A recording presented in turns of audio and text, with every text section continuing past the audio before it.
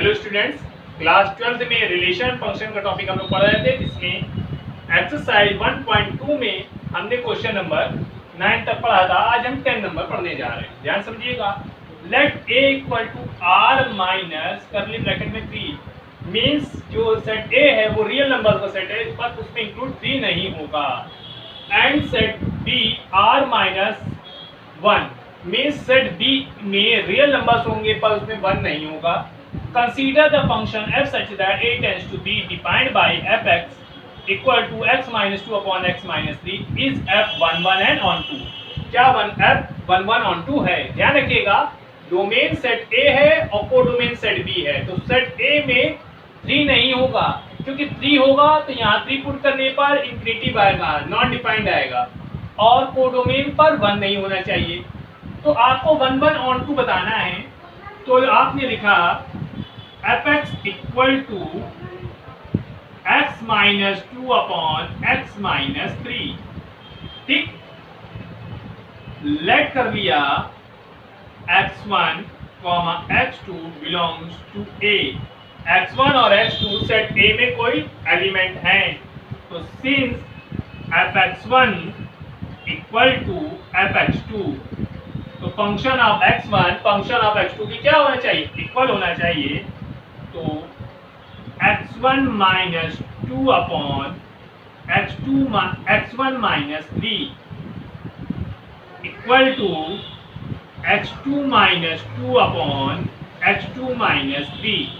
चलिए cross multiply करेंगे, तो x1 minus 2 x2 minus 3 equal to x1 minus 3 x2 minus 2। तो यहाँ आपके पास आएगा x1 x2 minus 3x1 minus 2x2 plus 6 equal to x1 x2 minus 2x1 minus 3x2 plus 6। देखिए, plus के x1 x2 से प्लस का x1 x2 कैंसिल, प्लस के 6 से प्लस का 6 कैंसिल, तो minus 3x1 minus 2x2 equal to minus 2x1 minus 3x2।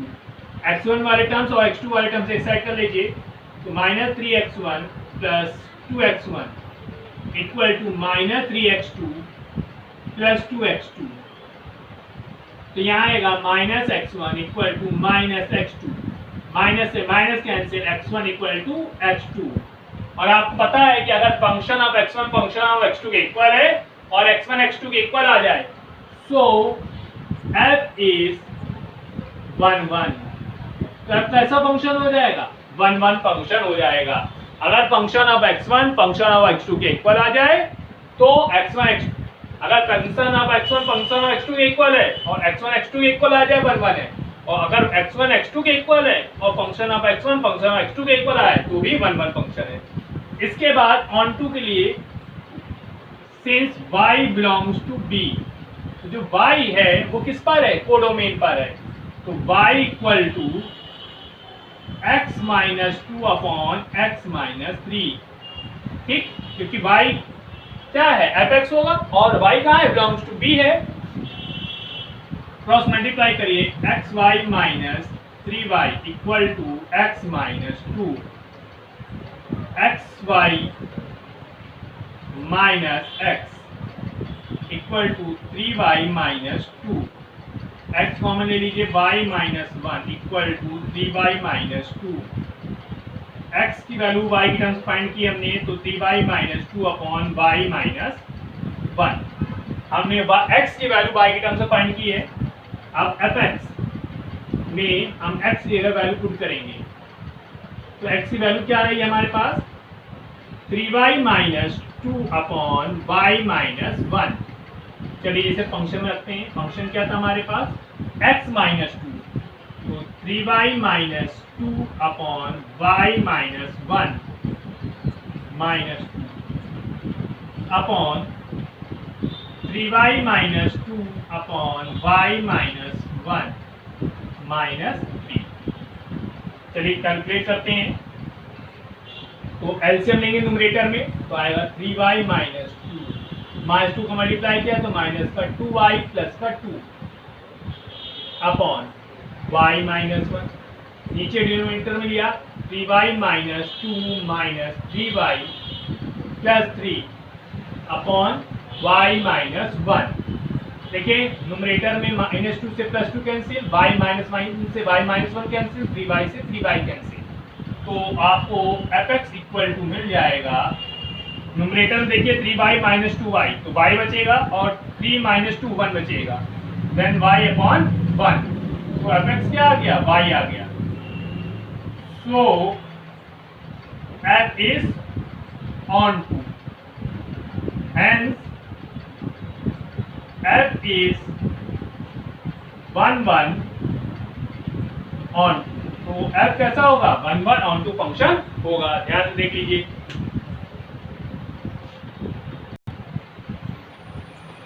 Question number 11, question 11 देखिए क्या है, let f such that r tends to r, जो फंक्शन है वो रियल से रियल की तरफ है, defined by as fx equal to x to the power 4।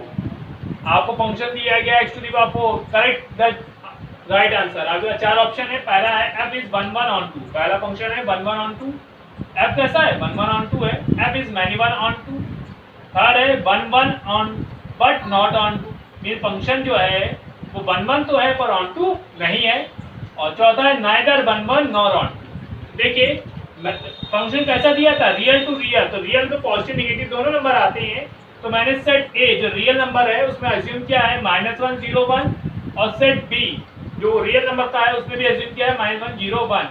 Function क्या था, x टू द पावर 4, अब x की पावर 4 है, अब -1 रखेंगे यहाँ पर, और किसी भी नेगेटिव नंबर की पावर क्या हो, इवन नंबर, तो पॉजिटिव सिंबल आता है, तो -1 की इमेज प्लस की 1 बनेगी, और जब 0 रखेंगे तो 0 पे बनेगी, 1 रखेंगे तो प्लस का 1 बनेगा। मीन्स डोमेन के एक से अधिक एलिमेंट की कोडोमेन पर एक सिंगल इमेज बन रही है, तो फंक्शन 1 1 नहीं है, और कोडोमेन पर कुछ एलिमेंट बच भी रहे हैं जिन पर डोमेन का एलिमेंट इमेज नहीं बना रहा है, तो कैसा है, ऑन टू भी नहीं है। This is not 1 1 as two domain है सिंगल रेंज, क्योंकि डोमेन के दो एलिमेंट की एक सिंगल रेंज बन रही है, और function is not onto as my negative value from codomain does not become part of the range, और जो नेगेटिव वैल्यू है वो कोई भी एलिमेंट उस पर इमेज नहीं बनाएगा, तो करेक्ट ऑप्शन कौन सा है, D, function is neither 1 1 nor on 2। ठीक, अब देखिए 12 क्वेश्चन, 12 में क्या है, f is such that r tends to r be defined as fx equal to 3x। Function कैसा है, रियल से रियल की तरफ है और fx इक्वल टू 3x है, तो पहला है f इज 1 1 on 2, क्या फंक्शन 1 1 on 2 है, f is many 1 on 2, third है f is 1 1 but not on 2, neither 1 1 nor on 2। 4 option आपको दिए हैं।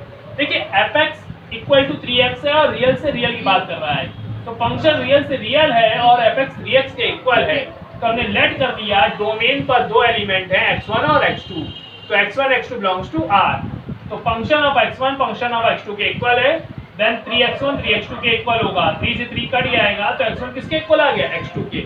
अगर x1 x2 के इक्वल है तो फंक्शन कैसा हो गया, 1 1। अब हमने कोडोमेन पे कोई एलिमेंट y एज्यूम किया, तो y बिलोंग्स टू r, तो y की वैल्यू क्या हो गई 3x, हमने x की वैल्यू y की टर्म्स में फाइंड करी y/3, इसे हमने गिवन फंक्शन में रखा, तो fx में x की जगह y/3 रखा, तो हमें मिल गया y, तो f is onto, hence f is 1 1 on 2, तो करेक्ट ऑप्शन कौन सा, A, correct option is A.